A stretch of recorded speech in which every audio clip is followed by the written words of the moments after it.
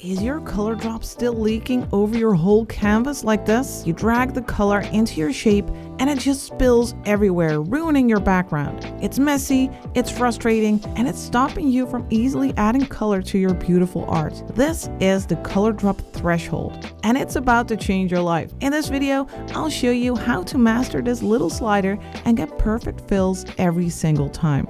So here's how it works. First, the golden rule. Your lines must form a closed shape. If there is even a tiny gap in your lines, color drop will always leak through. Make sure your lines connect perfectly, forming a secure boundary for the paint. Now, once your shape is closed, drag your color in, but don't lift your pen. Look at that blue bar at the top of your screen. This is your threshold.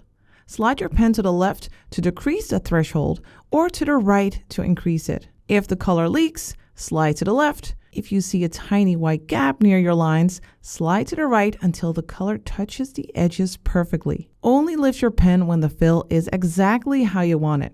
This trick ensures your art stays crisp and your colors are perfectly contained. No more messy leaks or annoying white outlines. Mastering color drop threshold is a total game changer for your speed. It saves you time and lets you color with total confidence.